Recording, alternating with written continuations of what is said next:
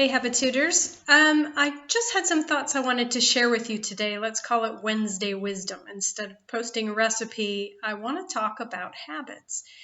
We're in January, there's all this information coming at you from every direction about how to get healthy in the new year. New year, new you. How to lose 1,000,000 pounds in 5 minutes, whatever.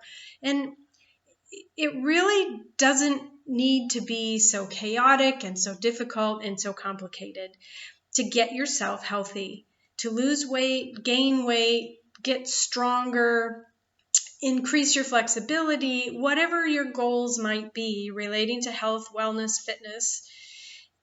The best way to approach them really is to simplify them. So yes, you could do this 21 days special detox diet, drink only prune juice, whatever program you're interested in. They all promise amazing things. But when it comes down to reality, what happens when you stop the program? You go back to your regular habits. And habit-based coaching is what I do, which is why I talk about habits so often. It's why our group is called Healthy Habitudes, because in part it's your action and in part it's your mindset or your attitude, hence habitudes. But here's the deal. Habits are neither good nor bad. We started having habits that we have at some point because they served us in some way. So even if you have a habit that you think needs improvement, take a look at what its initial purpose was for you. Did it help you release stress? Did it take your mind off something that might have been difficult? Did it give you an endorphin rush or an adrenaline rush? Whatever that might be, try to go back and think about what problem that habit actually solved. Because once you get to the point where you're actually recognizing it as a not so good habit, it means it's no longer serving you.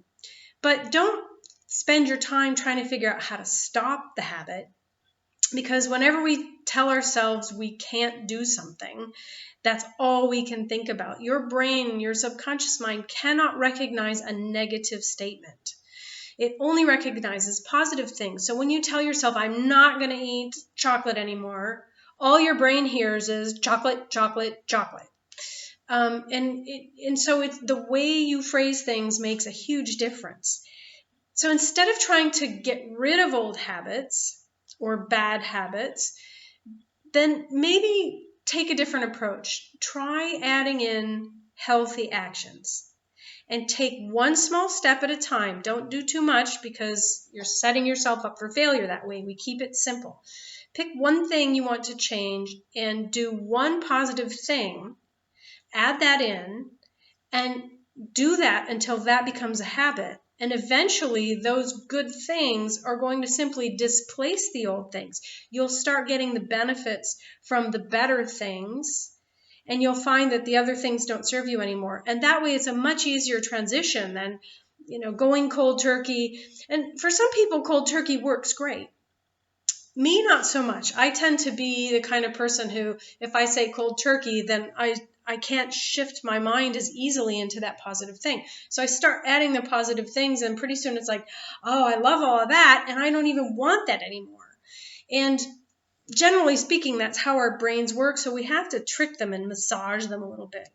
So as you're thinking about your goals in January and February, and you're getting into this practice of improving your new year, let's think about adding in good things until there's no room for the less good things anymore. And just one last thought on that. Don't call things good or bad. I haven't been good or bad, or this isn't good or bad. Again, because they served you in some way, they're not actually bad things. They just don't serve you anymore. And when we take away those labels of good and bad, and we look at things as being along a continuum, again, you don't have to go cold turkey. What's something you can do that's just a tiny bit better that will move you one notch closer to the things that you want to be doing on a regular basis? So there's my Wednesday wisdom for you. I would love to know what you think. Give me some love below, and let's talk about this. What habits are you trying to improve? See you soon. Ciao.